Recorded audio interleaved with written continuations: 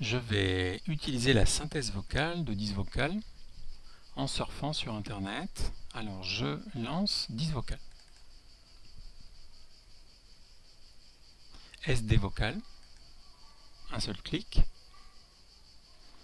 Le logiciel DisVocal est lancé. Je vais réduire la fenêtre. Et j'ai ma barre flottante ici qui est toujours présente. Je lance mon navigateur Google.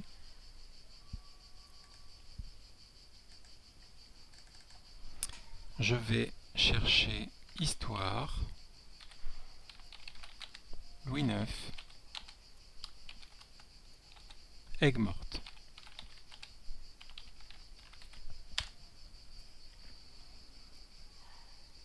Je regarde ce qu'on me propose. Il y a une page Wikipédia. Je vais aller consulter cette encyclopédie en ligne.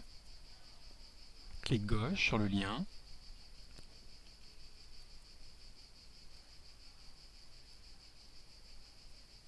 Je patiente.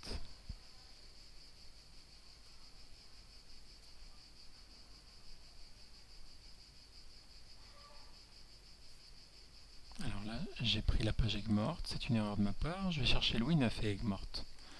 Voilà.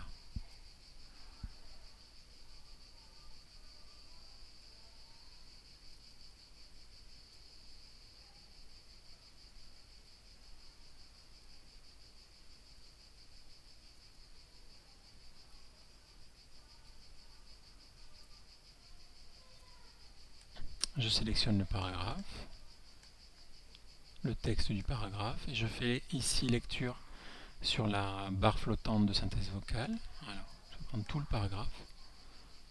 Voilà.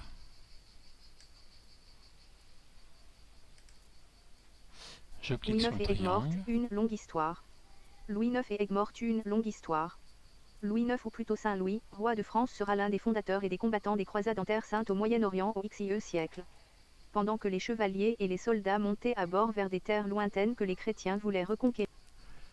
Donc c'était un petit peu rapide, hein. Le logiciel DisVocal s'est lancé.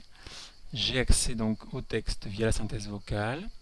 Si la lecture est trop rapide, je peux aller, déjà je peux mettre pause ici avec la barre, ou je peux aller dans le logiciel, dans la partie lecture vocale, je peux mettre pause, ou je peux ici, avec ce curseur, baisser la vitesse de lecture. Je vais continuer. Il ordonna de construire la ville forteresse d'Aigues-Mortes, sur les rives de la mer Méditerranée.